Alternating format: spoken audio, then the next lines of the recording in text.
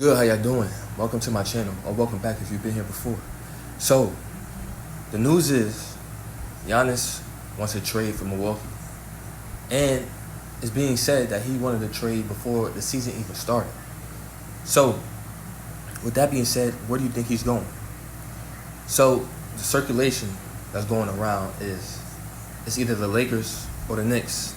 Now, sidebar, right? I had a dream that the Knicks kept Karl Anthony Towns, Jalen Brunson, and added a piece. Now, the piece, I think, was Jokic.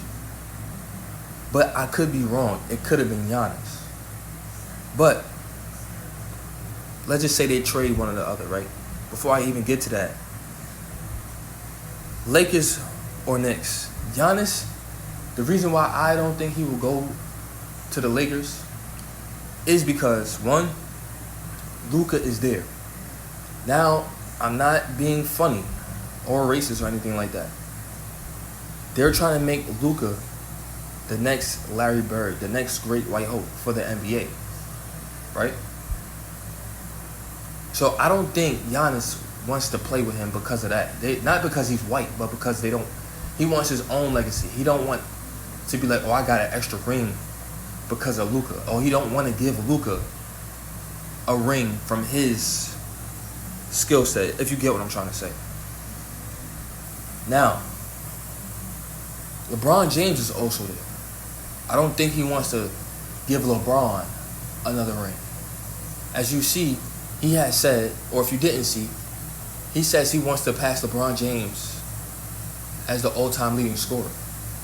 So I doubt he would want to go to the Lakers. Now, maybe he has a no-trade clause, or like whatever that thing is to where he gets to get traded to wherever he wants to go, right? Now, I believe he wants to go more so to the Knicks. Reason being is they haven't won a ring in a long time.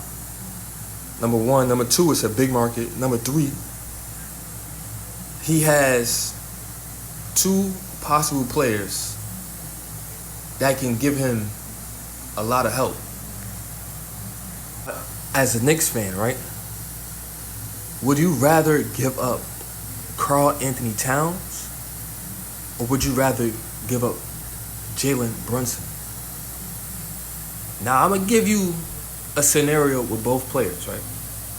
And the benefits of having either or player teamed up with Giannis.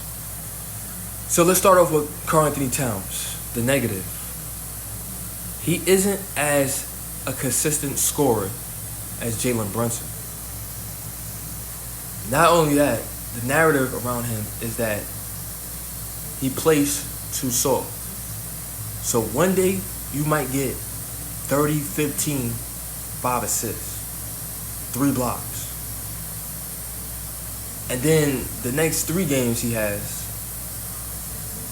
15, 7, and 2. And it's like, damn, bro. But what's going on? Now with Jalen Brunson, right? I watch Knicks games to where dude is bringing up the ball, and once he gets past half court, he's dribbling for all eternity. He don't get other players involved like that. Whether it's the play calling or not, as a basketball player, you should know, especially if you're a point guard, know how to make the right play. Now, don't get me wrong, he is a bucket, but he holds the ball way too long. So now with Giannis at hand, right? Giannis is a ball-dominant player. So if Karl Anthony Towns is playing, but he's not playing to his potential, I can see Giannis getting frustrated with him. I can see Giannis butting heads with him because he's going to call him out for being too soft. But then on the other hand, he might motivate Cat and bring out Cat's full potential. Every day they practicing and all of this and all of that. Jalen Brunson, I can see Giannis getting on him, but telling him he holds the ball way too long. He's taking too many shots. Now the good, Jalen Brunson, that fourth quarter, Giannis need help. Jalen Brunson is gonna bring them buckets. There's no denying that. Karl Anthony Towns, he can spread the floor. He loves to shoot threes. And when he's actually on it, he can play good defense. Block shots, all of that. And I ask you, as a Knicks fan, what positive and negative would you rather have if it doesn't get fixed? Jalen Brunson ball hog and his buckets, or Karl Anthony Towns inconsistency and potential? Failed to mention, you still got Mitchell Robinson, who is, I'll meet you at the rim, a great rim protector, right?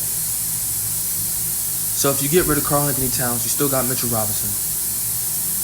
You still got Mikal Bridges, who defense kind of like slacking a little bit now, but he also can bring buckets and play a little bit of defense. Then you got OG, who is a decent defender, who can also score and brings a lot of, impact on winning other than having to touch the ball. You got Jordan Clarkson, who I feel he feels out of place on the Knicks. And that is a big reason to Jalen Brunson. But yeah, then you got McBride, who is a defensive-minded point guard, someone who Giannis can mesh with well, like Drew Holiday, and he can hit an open shot, he can hit a three ball, and he can put the ball on the floor. So the Knicks got a great squad if they can pick up Giannis, but it's just the fact that who you willing to get rid of if they trade one or the other. Now, for some odd way, let's say this miracle happens. If they keep Jalen Brunson and Karl Anthony Towns, now who would you trade for? Would you give up Mitchell Robinson, Mikal Bridges, and OG for Giannis? Now, the obvious answer is yes, right? But now you're getting rid of the Knicks core. Almost the identity of the Knicks. The hustle, the grit. You know what I'm saying?